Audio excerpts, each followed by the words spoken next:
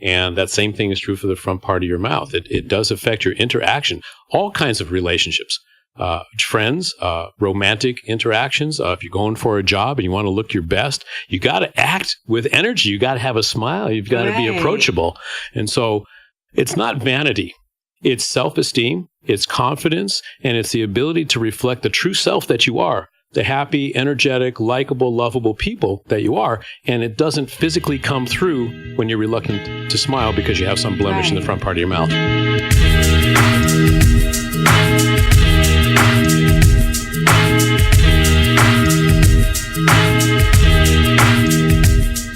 Well, welcome everyone. You are in the ring with Mia St. John. How's everybody? Pretty good. Yeah? We're good, Mia. Thank you for inviting us. This is a great topic. Thanks for coming. And actually, we are in the office of world-renowned cosmetic dentist, Dr. Laurence Rifkin. Woo. Please, no applause. No applause. No applause. Dr. Rifkin is located in Beverly Hills, California, and you can find him at drlawrencerifkin.com. And his patients, I don't know if I can out his patients, but he's got like the celebrities of celebrities. Miley Cyrus, Chrissy Teigen, John Legend, Lawrence Fishburne, Eve, the Osbournes. I mean, I could go on and on and on. He also donates his services to individuals who are homeless, victims of war, and domestic violence. Right? That's right. He's been on shows such as Good Morning America, Vanderpump Rules, and he has been a regular guest on The Doctors. It's been a long ride. With some experience, you get the opportunity to treat a lot of people. Thank you for mentioning, some of the celebrities, but everybody that comes into my office, I come from humble beginnings, and everybody's treated like a celebrity. I just treat them as friends and family, and possibly because of the location, I get my share of celebrities. But I really enjoy what I'm doing, and even the office is in a very nice location. That it's my second home, so I can treat my patients and my practice with passion, and I like treating everybody. So that's what I do. I know you're like one of the nicest, most compassionate doctors I've ever known. That's very kind of you. So you're also my boyfriend, so.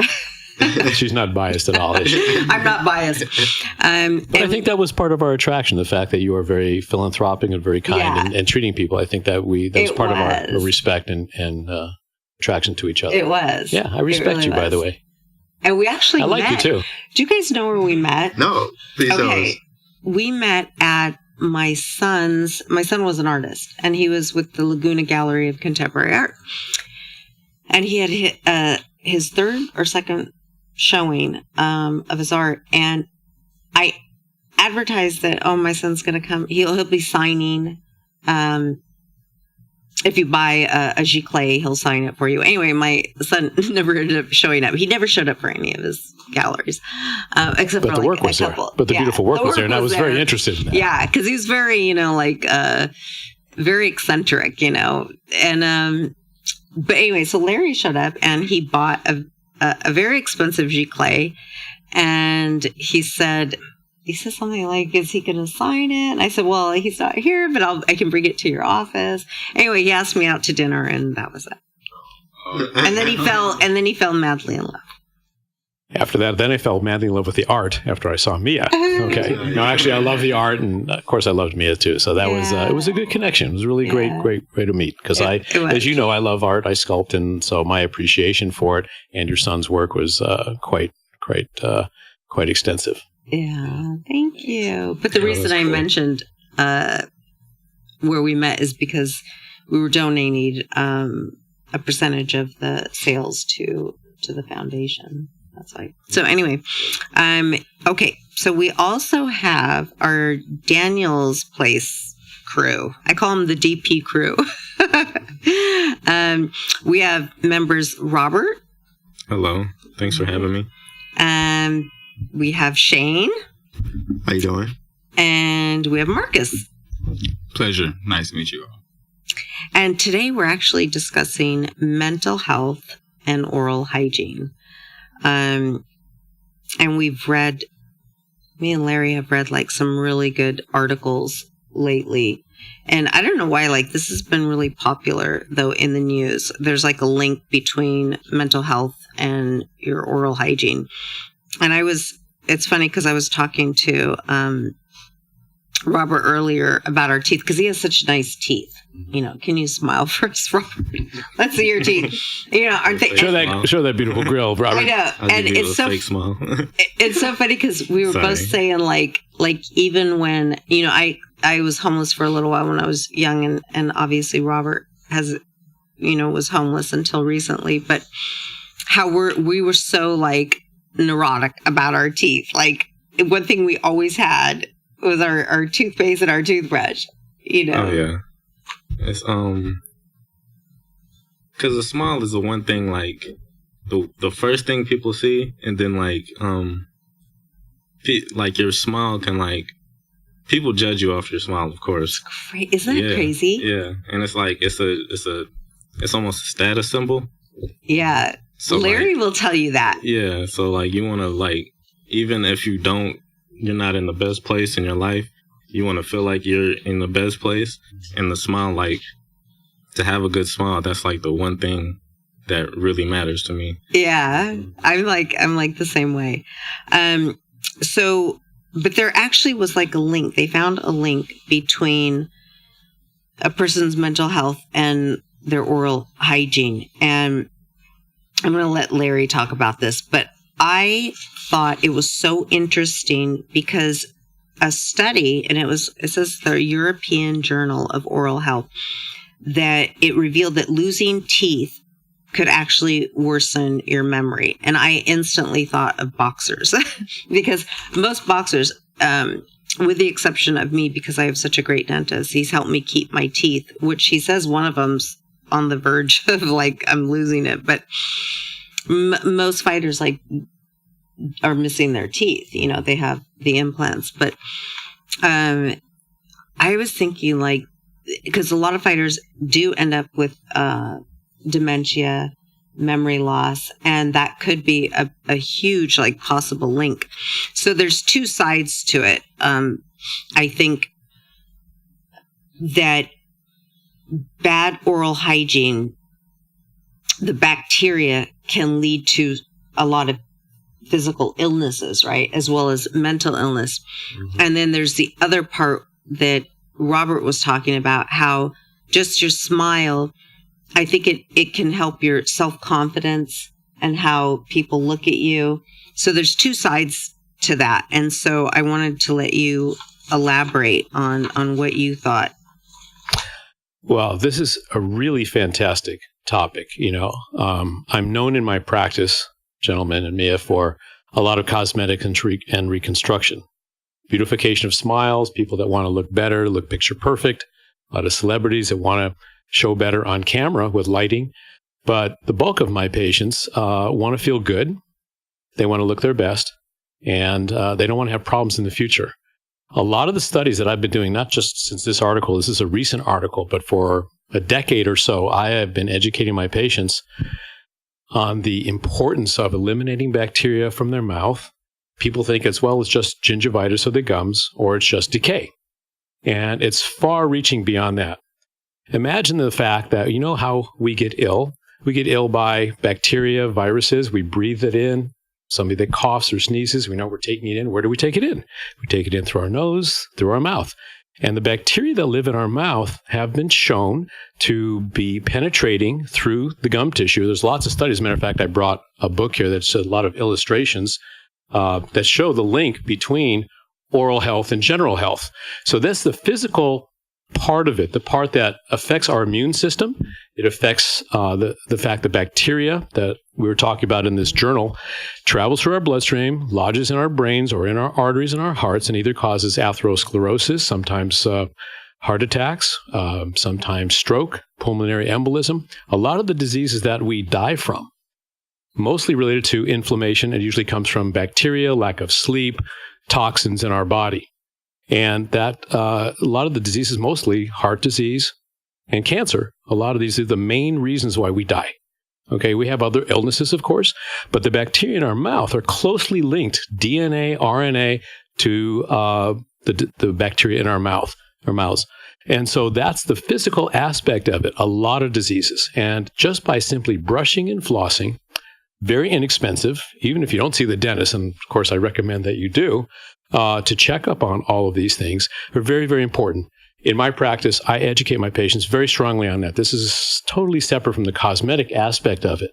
And I do a head and neck. I want to be able to examine lymph nodes and salivary glands. It's a very quick exam, but it's very, very important. Seldom do physicians go to the extent of looking inside the mouth. That's my area. That's our responsibility. Now, when we get to the mental part of it, and the psychological part of it, everybody, me too, wants to look our best. You want to interact. And like you said, Robert, could be your signature. It's part of how people judge you. Let's say you are a very kind person. We're all kind people. And to reflect and express that to others, we smile, we engage each other, we say, hi, how are you? You smile. But if you don't, if you're afraid or you're concerned about a blemish in your smile, a broken tooth, a missing tooth, a decayed tooth, you're reluctant to smile, right? So you kind of cover up. And to the opposite person, the friend that you'd like to have, they don't judge you as maybe being approachable or friendly because you're covering up your true energy inside because you're afraid to show your teeth. It's a blemish. And so if you just correct the blemish, you'll be able to act freely, emotionally interact with other people. Right. Well, that's interesting because when I was talking to Marcus earlier, I was at Daniel's place when we were doing our boxing class. I asked him, I didn't know, I was, trying to feel him out, see if he wanted to come today. And he was saying how I was asking him about, teeth and self-confidence. And that's exactly what he was talking about, that like sometimes like it can cause him to feel like, that lack of confidence because of his teeth. Right. So, so you can tell us like what. Well, yes, exactly. I have a cracked tooth in the front of my mouth. And prior to this, I'm very like outgoing talker. Depending on how uncomfortable I am, like to smile and talk. But ever since that moment, I try to. Someone would go out of my way to avoid having to like smile or show my mouth a certain way. Like I would talk a little different, just to avoid that level of attention. Because it's. People don't think of it, but it's just as, if not more important, it's like your haircut, the clothes you put on, whether women for makeup or you shave that day. Mm-hmm. This is like the thing you see from the time that you're born, from the time that you start introspecting into the mirror. The first thing you notice is your smile and your teeth, and to have an alteration to that, like in a negative manner, whether it's missing teeth, broken teeth, decaying teeth, that really messes with your energy. Mm-hmm. That's the best way I can put it. I don't want to stumble over it, but yeah. No, that was very clear. It's the first thing that another person sees, that you see in the morning in the mirror. It's the first thing you see is our communication centers, right? That's our mouth, we talk. Our eyes, we verify. But when I'm talking to anybody, we look at the mouth because they're watching the words being formed. Exactly. So the teeth like are there, Robert right? was saying. Yeah, it's the first thing you're looking at. Right. So, but how hard is it, because all three of you have experienced homelessness up until recently. So how hard is it to take care of your teeth if you're homeless? I had a quite few experiences dealing with my teeth being homeless. I used to sleep on the beach for months and months and months on end. And I was dealing with a cavity. It got so bad where it was an abscess. Mm-hmm. And like being on the streets, being able to not to eat, proper rest and sleep, and dealing with extreme excruciating pain, like night and day. And plus I'm homeless. I'm worrying about multiple other things. I'm depressed. I don't want to smile. I don't want to talk to people. I definitely don't want to talk to any girls. And like everything is it's a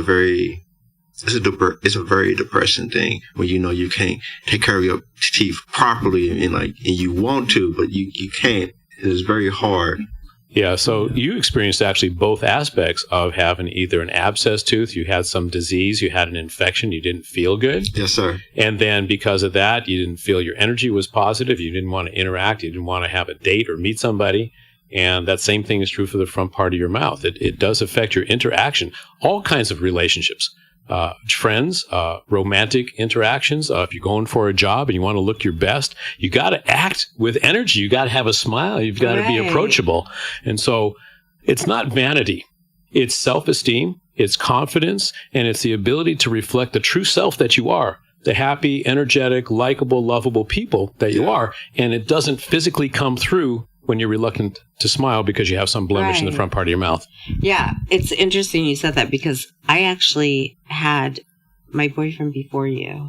There was one before me? I know, honey. The truth comes out, gentlemen. Yeah, so he like never smiled ever. He just seemed like he was always cranky. And I never understood it. I was like, and I told him once, and he was a real big guy, like 6 something, I'd say about 6'6". My height. Yeah. Minus a couple feet. No. So he was like 6'6" and he weighed like probably 260, 270. I mean, he was a really big guy. So you can imagine, not only is he huge, but he's like got this like mean look on his face. And I asked him, like, why do you always look like you're miserable? And he finally told me it was because of his teeth. He was embarrassed about his teeth.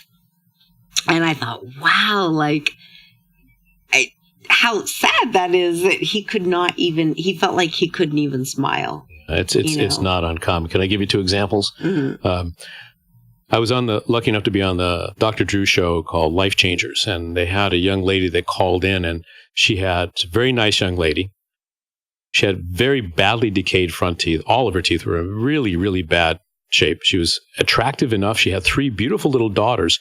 She could not go out of the house. She was so ashamed of her teeth. She could not go to the store to buy groceries. She would pay somebody else to go get groceries.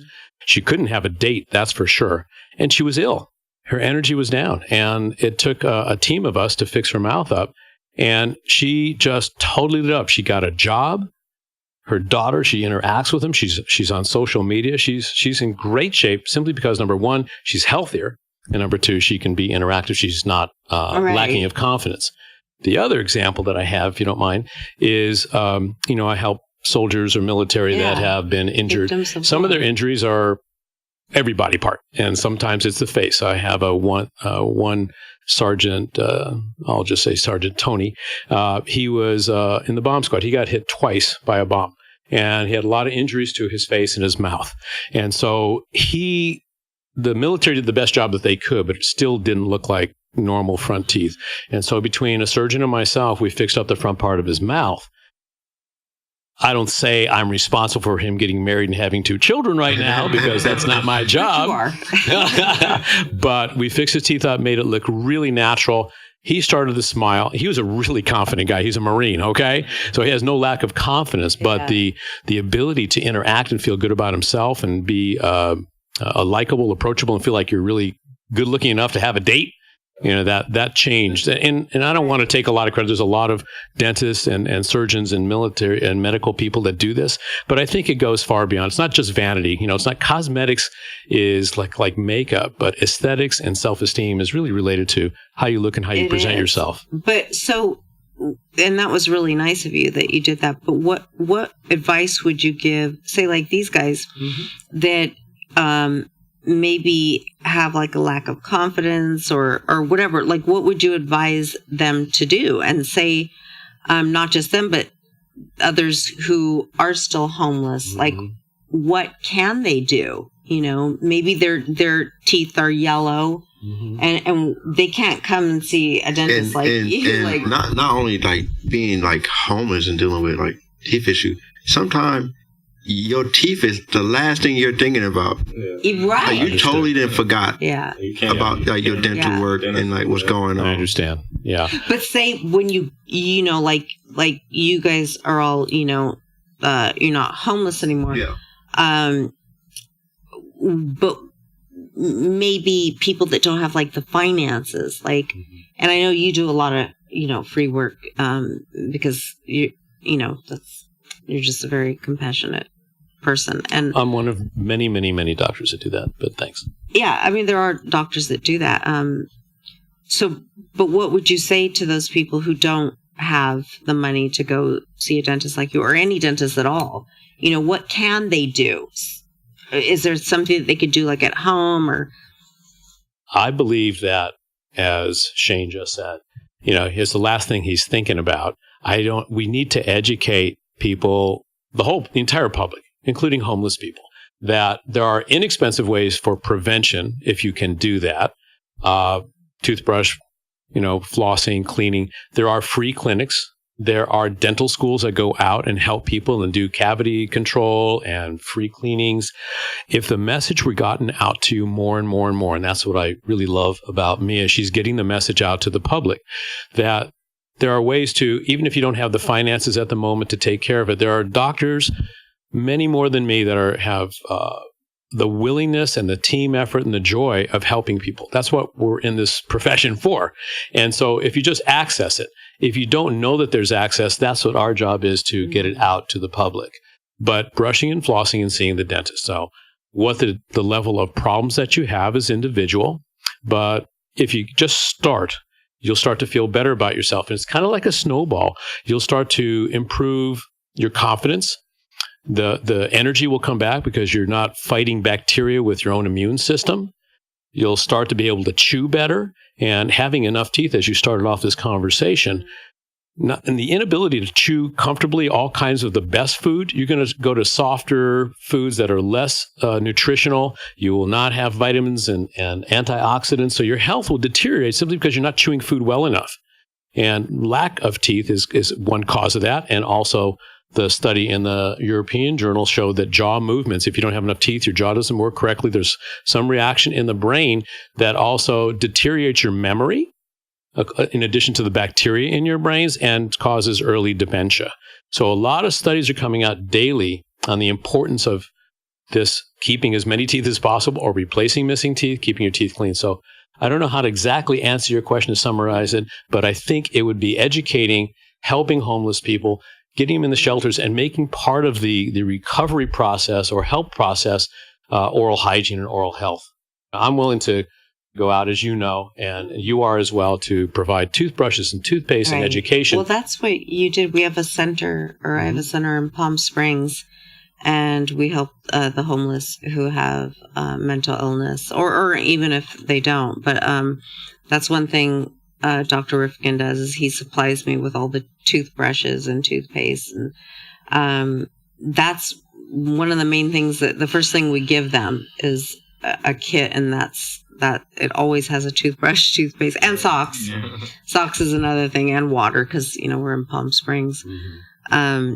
But yeah, and, it's so funny because all throughout my career, which was, 30 years, you could break my nose, fracture my cheeks, my jaw, split my eyes open. I had so many 28 stitches here, 12 here, 7 here. I'm like, you could do whatever you want to my face, but don't hurt my teeth. That was all. And I remember there was a few times that I did hurt my teeth. I got hit so hard, and my teeth broke, and I was crying in my dressing room, and my mother never saw me cry, and she was like, oh my God, and mijita, ¿qué pasó?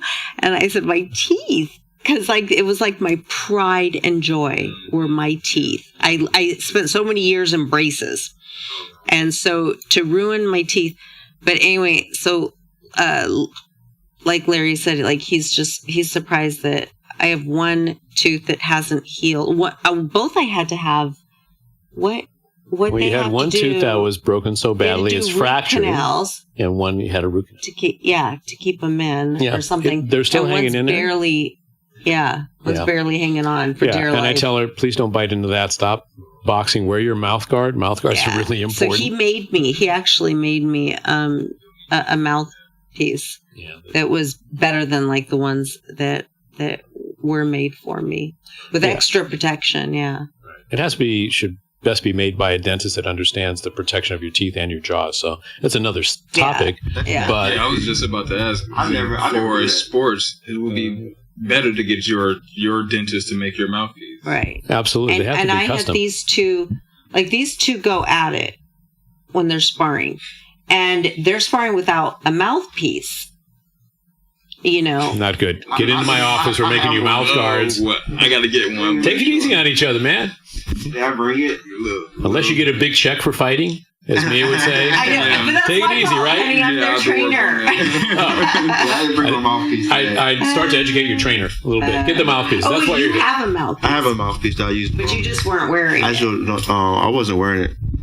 I use my mouthpiece a lot because I formerly do other martial arts at other martial arts studios. So Right. a mouthpiece is very something I have to remind myself to use. Yeah. I'm kind of hard And headed. Marcus, too, he got mad at me today because they were sparring. And I was like, Shane, like, don't hit him so hard. But I get so worried because, you know, like I said, honey, they're not in, they don't have a mouthpiece. And so I'm like, oh my God, like, that's the last Are thing they I wearing want to see. headgear? is- Not that that's They're wearing the headgear. But not a but mouth. you know Yeah. that doesn't matter. doesn't like, protect your brain. Yeah, Keeps you getting cut, right? Yeah, I was kind of like, just let him hit me. So I know. So I can, you know. So you can feel what it's like to get hit. Yeah, you want to. There's logic there. But I was like that too, so I totally understand it. I didn't want anyone telling me like, No, I get it. The Yeah. adrenaline's pumping. You know, I've done some sparring in martial arts, and when I was younger, certainly amateur, and I remember getting hit in the face and hit in the head, and I go, I could break something. Yeah. The light went on. But no, the sports mouth guards are hugely important today in all kinds of sports. I used to be the team dentist for the Lakers. And of course, with Mia, she's given me the opportunity to kind of work her corner and make some mouth guards for her. But they should be custom made. I just did a piece, I can't say this, on a TV show. Pretend you didn't hear that, okay? And it's going to talk about the importance of custom made mouth guards. And mouth guards have to be made by a dentist to really be truly protective. One size doesn't fit all. well, Everybody's and a good custom. dentist. You can't just. Yeah, you have to understand jaw position. You have to protect the lips, the teeth, and the jaws from fracture. All of those are important. And a custom mouth guard does it much better than the over-the-counter ones. The boil and bite ones, right? I mean, they're better than zero. So I don't say that don't get one, but if you can, it's a small investment to protect your front teeth. Thank God Mia didn't lose her front teeth, because if she had, there's dental implants and bridge work that would cost her $20,000, maybe more over a lifetime to maintain that. Right. Save the money, use it for something else. Yeah, just recently I didn't know that like dentists can actually make you a custom like mouthpiece. Oh, Until like yeah. last week, until she told me, I was like, that's actually possible. Yeah, and not only that, but it like, you know, Dr. Rifkin says, like, you need to have it made by a dentist. Not just any dentist, though, because all of my mouthpieces were made by dentists, and it still didn't protect me, you know, until I met Dr. Rifkin. And so I don't know how, like, he makes them, but there's, like, an added protection. Everybody has a different style, a different way. So you have to make sure that you find a good one, you know. Just understanding the anatomy and where you're protecting and how to control forces, how to redirect forces with a mouth guard helps protect the teeth, the lips, and the jaws. So it's not rocket science, but it has to be thoughtful, and it has to be performed with precision. And that's what, with a little bit of training, most dentists could learn how to do it and do it well. And you just have to have the laboratory support to do that. But I've of course studied it because I want to protect my patient's teeth from every aspect, whether they're an athlete or not. You don't have to be a boxer or a fighter to fall down. Yeah. Okay, I see people on the birds all the time and they're not wearing helmets and they can fall. And I see a lot more facial injuries coming in here. Wow. And 75% of injuries to your teeth and mouth could be prevented with a mouth guard. 600,000 visits per year, the statistics occur from sports related. Wow. Quite a few. So it's common. It's not uncommon. Okay. You should walk around. Yeah. Remember what neighborhood heard you on? Put your mouth guard in. You know, get ready. Skateboarding, riding your bike. And going on a date. Going on a date. Going on a date. Yeah, if I'd known she was a boxer, I'd have had my mouth guard in that first date. I said, all right, I got to get ready for her. I know. You're like, yeah. I thought it was just cologne and, brush my teeth. What are some materials, like what are some of the most like important materials when you make these mouth guards out of? Well, the mouth guards are usually made out of some sort of silicone, rubber, and of different strengths and different thicknesses. And they have to cover, they have to be smooth. They can't cut your lip on the inside if there's a rough or sharp edge. Different layers, okay? Protection, okay? It's like a proper fitting shoe or anything that should be custom fit for you has to be made properly. So the materials are common. It's technique. It's how you use them, how you mold them. Okay. So Marcus and Robert, are you going to wear some mouth guards? I know. All right. You might want to. All right, I'm going to get you guys in here next week. I know. Yeah, so that's what I wanted to offer them. If they ever want to come in and get their teeth checked or teeth cleaned, then that's my gift to my students for making them spar without protection. I feel responsible now. As you should. But you're doing a great job. No, I will have one from this point on time. I will. So, yeah, I have a question. Sure. Because I how obsessed I get with my teeth, but I actually got addicted to those whitening strips or teeth bleaching. Is that something that you can do if you can't afford to come and get your teeth done by a professional? What do you think of those at-home kits? Do you guys know what I'm talking about? Yeah, the bleaching strips? Yeah. I still use them. Yeah. Well, the at-home kits are fine. They just use a more diluted hydrogen peroxide in a gel. I have to give you the very short summary. The same material you use in the office, except it's more diluted. The problem with the home strips is that if you're doing back teeth, side teeth, when you smile, they don't cover all of the teeth. Yeah. Also, there's no good, insert protection or warnings that if you're a pregnant woman, which women often get, okay, that's why we're here. Men don't. I didn't know that. Important fact. Wow. Important medical fact. Yeah. That you should not be using at-home methods because you could swallow the bleach. We don't know what the effect is on the growing baby. Probably not much. There was a silly study done on rats that smoked. How do you get rats that smoke? Wow. And they did a testing on that. They probably didn't smoke. They probably put nicotine on their teeth. There's a study in here that talks about rats that were missing their teeth. That's now true. They have dementia or memory problems. They couldn't find their cheese or something. I don't know. How do they something like that, right? That's crazy. Yeah. That's Find crazy. Your way home. That's right. So anyway, the point being, what are we talking about? Smoking and bleaching. Yeah. She got me off on dementia. See, I'm getting dementia, man. I don't know what it is. My memory is losing. Okay. Just dementia, just hypnotic. You mentioned memory loss and you forgot what you were talking about. But the point is that the at-home methods are fine, but if you also have, let's say, a filling in the front, it won't bleach and the teeth around it will whiten. So now you get a dark filling in the middle of a whiter group of teeth. So again, with just a proper screening from a dentist, it would be a better situation. Mm-hmm. Also, if you smoke, it increases your chance of oral cancer with the bleach. How many of you smoke? Raise your hand. From time to time, I smoke. Okay. Well, cigarettes? If you do or did. No. Cigarettes, I highly try to stay away from. I smoke a lot of marijuana. Mm-hmm. Does marijuana affect? Well, all smoke has carcinogens in them. It doesn't really. There's no special thing about the ingredient in marijuana that causes oral cancer. It's the carcinogens from being a burning leaf that creates. But what if you're vaping it? Then that's not good. That's not good for your lungs. Really? It depends what it is. I don't know the exact studies on vaping. I don't know. I'm going to be honest. I don't know about vaping. Depends on the ingredients. There's so many different ingredients in vaping. You can't say it's nicotine or it's this or that. Oh. The point is that smoking of some sort with a burning tobacco, marijuana or otherwise, creates carcinogens that lay on your mouth. That's why it stains your teeth. Mm-hmm. So it's in your mouth and it's on your gum tissue and tongue and everything else. Mm-hmm. And so when you add the hydrogen peroxide from bleaching ingredients, it increases your chance of oral cancer. Wow. Okay. So if you smoke, if you're going to want to whiten your teeth, get them done in the office by a dentist. That way we isolate the teeth and the gums. Only the teeth receive the bleach, not the rest of your mouth. Wow. How often should you get your teeth cleaned? The minimum would be twice a year. Optimal would be 4 times a year. And it depends on the patient. Okay, if the patient has really poor oral hygiene, more frequent cleaning. But even if you get your teeth cleaned 4 times a year, that's only 4 times a year your teeth are clean. What do you do about the other 361 days, okay, that you leave plaque and bacteria? Because bacteria on your teeth, under your gums, still travel to your body. They still cause local diseases such as gingivitis and inflammation and decay. So you really need to carry on afterwards. The in-office or hygiene or cleanings in the dental office, the professional cleanings, gets off the hardened calculus and some of the stain. Well, that's what I mean. That shouldn't develop. If you're really clean, it wouldn't develop.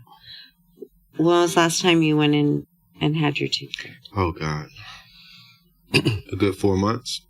4 months? That's really good. It is? Yeah, it's not bad. 3 would be ideal. 6 is not bad. Because, like, on my past experience, like, being homeless and, like, dealing with the financial trouble and the pain of, like, having, like, so much teeth problems, like, I try to get, like, my teeth checked when I can, or, like, wherever chance jumps for me to get them checked, I try to get them checked as much as I can. That's really good. Right. Robert, when was the last time you had them cleaned? The last time was like 2 months ago, but before that, it was like Robert a few gets them done years. every week. He's like you, Mia. That's really good, too. And what about you, Marcus? Longer than both of them combined.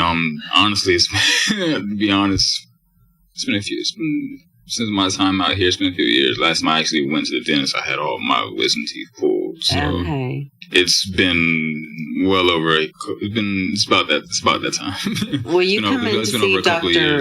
Rifkin, and we're going to give you. Here's the good news. A teeth cleaning. You're young. You all are young.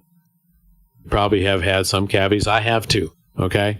And we all can prevent a lot of that with just cleaning at home and flossing. Even if you didn't see the dentist, I'm certainly not recommending that. We can, as dentists, as professionals, can check on you and make sure even if you got a cavity starting, if you come in frequently, it tends to be really small and an easy fix. If you wait 2, 3, 5, 10 years, which some of my patients do, you have to have a whole rehabilitation like that one I did on that television show. It's really bad. Yeah. Infections and all. You're young. I'm going to help. Mia's helping. Help yourselves. Tell your friends. Okay. Stay healthy. Yeah. Sure. Shane, how many times a day do you brush your teeth?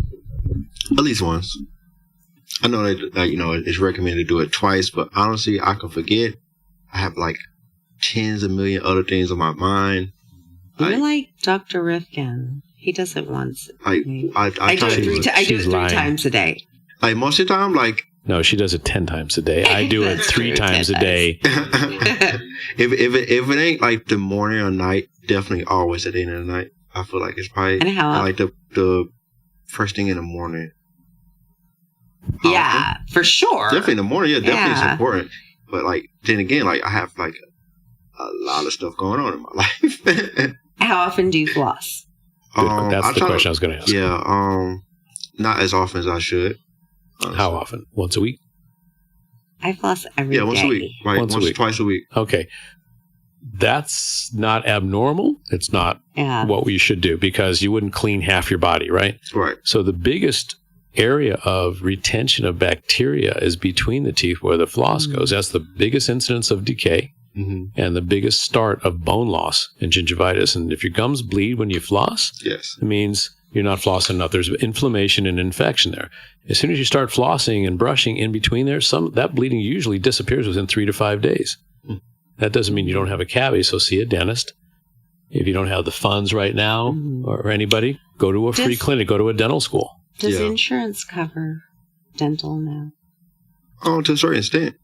Some of them do. Like I didn't have great root. My last work that I had on my teeth, I had deep cleaning done by a very good friend of mine. Referred me to a dentist, and I got a very good deal on that. And that's where I got the information and news that like I like my problem. I definitely need to flossing is like the definitely thing I really need to focus on because my gums bleed when I eat apples and fruit and like and like that's one of my biggest things. Like I have to definitely floss more. You guys ever experience or somebody tell you, probably they won't tell you have bad breath? Yeah, definitely. Okay. That's bacteria, It's like we don't bathe. That's my biggest fear that's a lot of right. I hate it, and like I like talking to ladies and stuff, and like that's like one of my biggest fear is for like some female be like, oh, your breath stink, like crushed. I just be like, right? Yeah, that ruins everything. Robert, you can be the best looking person in the world, the most greatest personality, right? Marcus, do you think about that? Oh yeah, when you go to date? All the time. There's no such thing. That's like a nightmare. Isn't that like everybody's like? Talking to somebody like, man, your breath. Yeah, I don't even want to imagine. Just kissing is over, and everything after that's gone, right? Everything's extra. Let's just throw the whole date away. It's not happening. Exactly. I agree. It's like if I went out with a guy, and that's like the first thing. Like I went out with this guy long before you, and he was probably the most gorgeous human being besides Dr. Rifkin that ever walked the earth. She has to say that. He was like, oh God, who can I describe? Like, he was tall. He was like 6'4". He was light-skinned black. I mean, just and his body was like, oh my God, he was gorgeous. He had the worst breath. The worst breath. And I just couldn't get over it. Like, Game over. Game over. And it's gone. Like, I'm like, dude, like no matter how good looking you are, because you are freaking hot, I just can't get over that. Yeah. And it's so sad. I feel like it's like a connotation. The first thing you think about, like, oh man, they're bursting. They don't take care of themselves at all. Like you just throw the whole human away. Just throw them all away. Hygiene is primary, not just for the health aspect, which is huge, but just interaction. I mean, you can approach somebody that's good looking. I don't care. It may not even be their breath. It could be too much cologne. It's like too much. That's your thing. You don't like. I like some. I just like it mild, natural, clean, just clean. I know that's true. Hygiene is huge. And that's hard. Like, if you're homeless, like, honestly, I remember showering at Chevron when I was like a teenager. Like, the Chevron bathroom. Being homeless, like, honestly, getting clean was like a full-on job. I don't care. I didn't care if I even ate that day. As long as I took a shower, I got clean, I looked approachable towards females. I didn't care what was going on. Right. I was like, I would try to be the most approachable homeless guy that ever like. I'm not lying. The most approachable homeless guy ever. Everybody that knew me, like, I am homeless, but I smell good all the time. Yeah. What about you, Robert? Yeah, same thing with me. Like if you can't get like to a shower and clean yourself, you have to have wipes and always have like a toothbrush on hand. You always have to have a toothbrush. And you know what's funny about you is like every time I came into class, he just always looked sharp. You know, I mean Shane too, right. But I don't think you were homeless when I met you. I just recently got a house like you. Yeah. But Robert wasn't. House, but you didn't have housing. No. Yeah, I know you didn't. But every time you came in, looked like he just like walked out of a magazine. Like, these three guys are three good-looking guys. They are. You know? They don't not look like they were ever homeless. I know. And nothing wrong with, you know. I'm not judging homeless, but I know it's a tough circumstance. You know, you guys are good-looking guys. You got great personalities. It wears on you.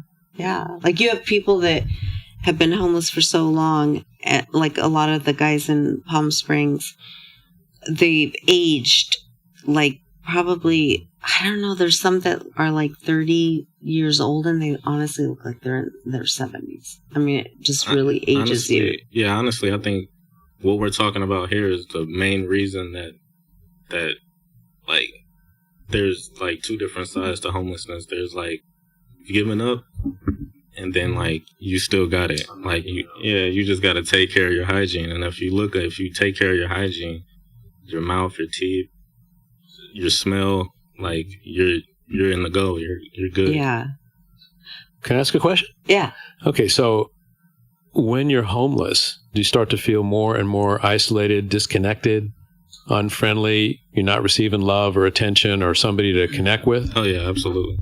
Definitely, and that's why like a big role of looking good, smelling good, showering, taking care of your teeth, looking approachable is a big aspect in that. How did you find Daniel's Place and Mia? I mean, what Oh God, what asset was that I for you? came to Daniel's Place through at Step Up on 2nd, which is a huge 501c3 nonprofit for the homeless in Santa Monica. And then they approached me about doing the young adult class at Daniel's Place. And so and it's weird because my son used to be a member of Daniel's Place some years before. And how I ended up back there is just, I don't believe it's coincidence. I think it was just meant to be. Amazing that, but how did you guys end up at Daniel's Place? That's what I want to know is how you got connected with them. How I found Daniel's Place? All of you. This was probably like three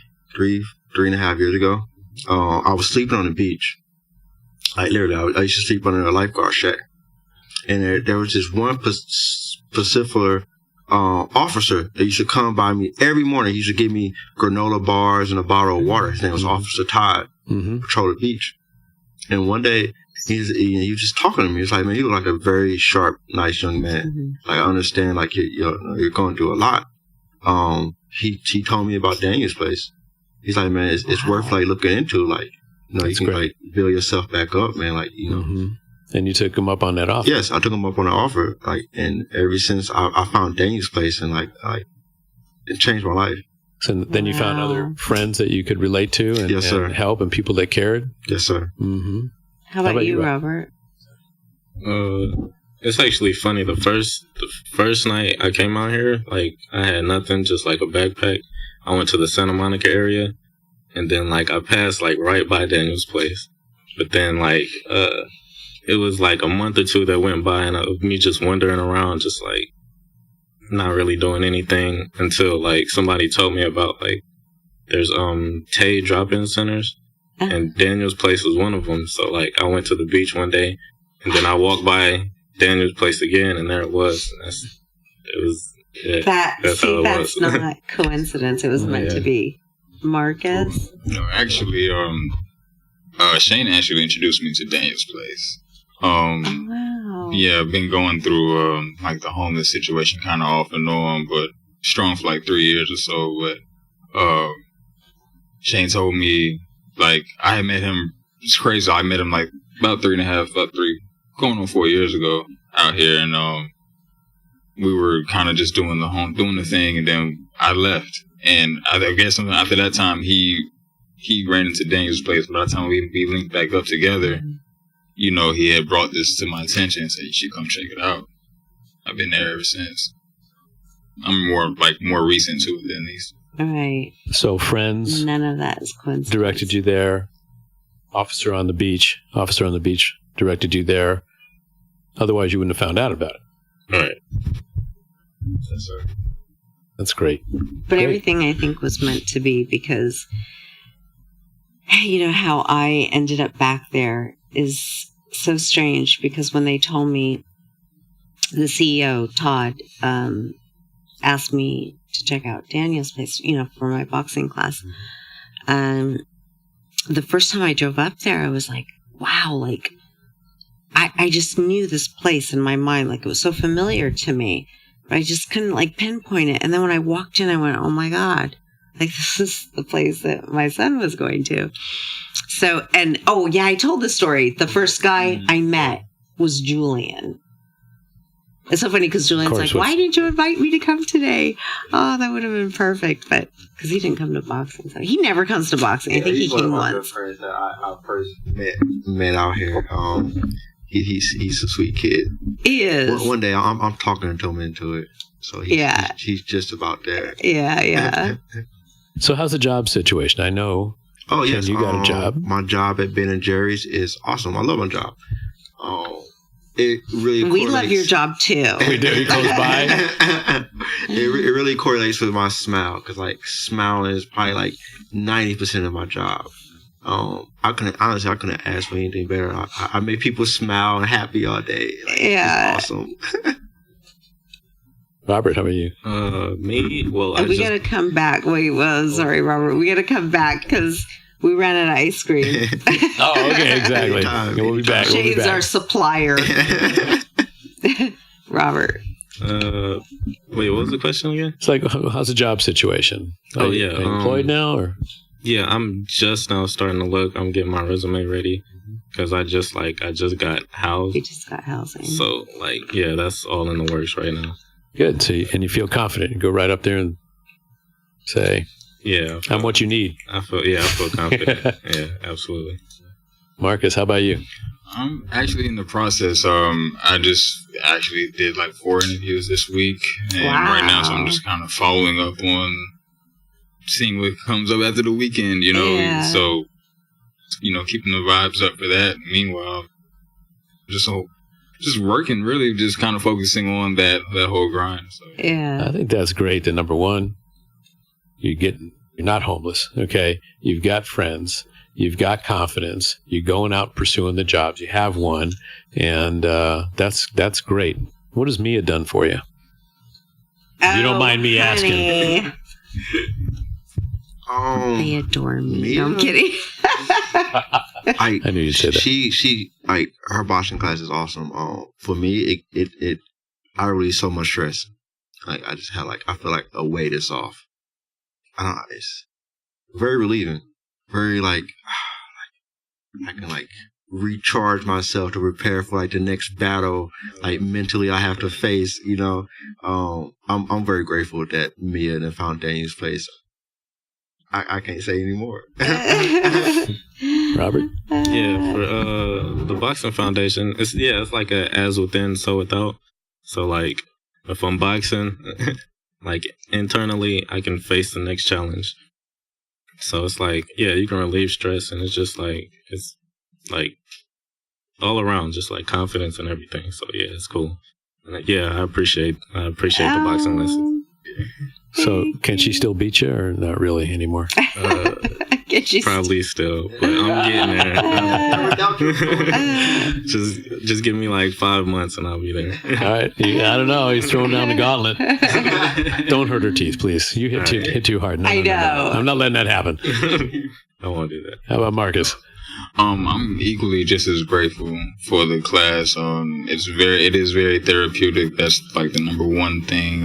Respecting the sport and the art itself. So I'm looking forward to more classes and just training and bettering myself, because it is a as within, so without thing. It is the better you are mentally and physically, the more you fit, kind of the better you feel spiritually and energetically. So yeah. And I don't really want these kids to necessarily become fighters or anything, but I just think exercise is so important, for mental health and just feeling better, because it raises your endorphins and gives you that natural high. But I want to thank you guys for being a part of this. Thank you. I owe you dinner. I owe you all dinner. I want to thank you guys and Mia for the opportunity Dr. for me Rifkin, to give some information out. No. I'm thanking you. Gentlemen. That's been great. For letting us. Was this a new one? Is a snap instead of snapping? I like that. All right. And let's go around. Where can we find everybody at? Dr. Rifkin, where can we find you? Well, you can Dr. Laurence Rifkin. You can find me social media. You can find me on the internet. Just Laurence Rifkin. That's it. I'm a dentist. Okay. I don't know if you know that. I'm your boyfriend also. Look up Mia's boyfriend. I've lost my memory. .com. I forgot you were my boyfriend. I forgot. We had to drop the S on the boyfriend. Mia's boyfriends. Boyfriend. That's one of my boyfriends. All right. Marcus? Yeah. Excuse me. You can find me on Twitter at the number 1, Lucchini, LUCHINI. At Instagram, it'll be the letter V with a period, then Lucchini, LUCHINI. Both.